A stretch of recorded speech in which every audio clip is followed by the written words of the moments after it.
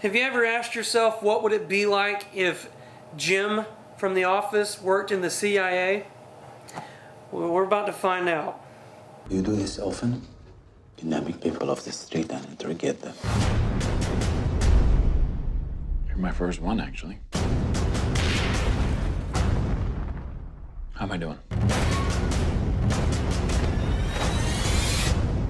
Shoot me. I drop this and we all die. Hey everyone, my name is Richard and welcome to another episode of Rich Reviews. Today we're going to be looking at Tom Clancy's Jack Ryan. Tom Clancy's Jack Ryan stars John Krasinski in the titular role, with Wendell Pierce as James Greer, Abby Cornish as Kathy, Dina Shahabi as Hanin, and Ali Suleiman as Suleiman, the main antagonist. The series follows former Marine Jack Ryan, now a CIA financial analyst, who discovers a pattern in terrorist communication. Now leaving his desk behind and being brought into the field, Jack must use all his skills to try and bring down a deadly terrorist who proves to be a formidable adversary. Alright, so this is the first series or movie or anything I've seen that's got the character Jack Ryan in it. I understand that there's books about this character, there's films. Alec Baldwin played him in The Hunt for Red October, Harrison Ford's portrayed him in Patriot Games, Ben Affleck played him in The Sum of All Fears, and Chris Pine played him in Jack Ryan's Shadow Recruit. But yeah, this is the first time I've seen anything with this character, and if this series is anything like the character is in the books or other interpretations, like I'm down to watch the other films and maybe even pick up a book, because this show was a lot of fun. John Krasinski does a great job as Jack Ryan. He's very likable. He makes Jack Ryan seems like the character, he's an everyman. He's just your average guy.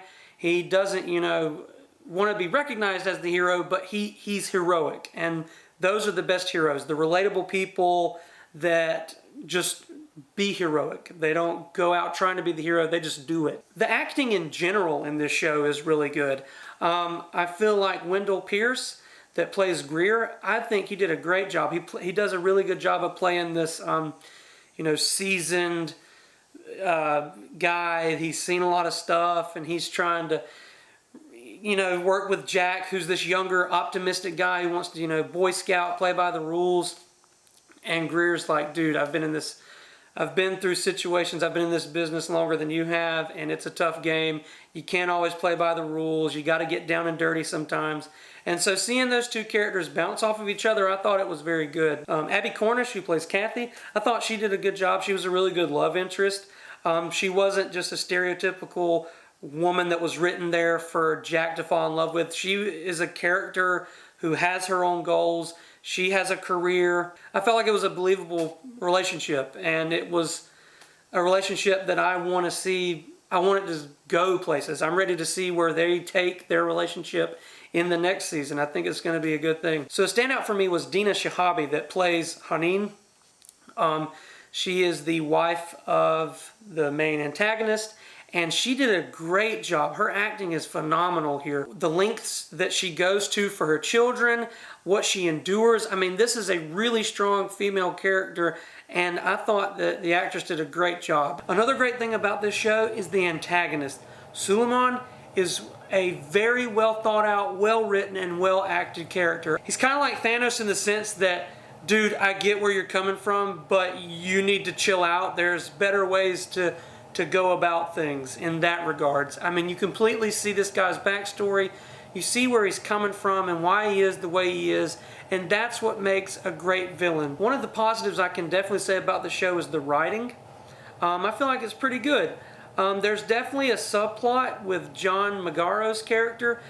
He's a guy, he's from The Big Short. That's what I know him from. His whole story arc and his little subplot, I feel like was very well handled. It was very satisfying for me. There's a few episodes where the pacing feels a little off, but not too many. For the most part, the writing flows very well. I think it's very well written. One thing about the show that just kind of left me a little unsatisfied was towards like the climax of the series, the last episode of this season. There are certain characters, I wish they had more dialogue together. I wish there was some more resolution for these characters, and that some of them had more closure with each other. As far as action goes in this show, it's not bad. It didn't really blow me away, but it's good. It's serviceable. There weren't too many moments that stuck with me action-wise. There is one involving an apartment in Paris. That was pretty good.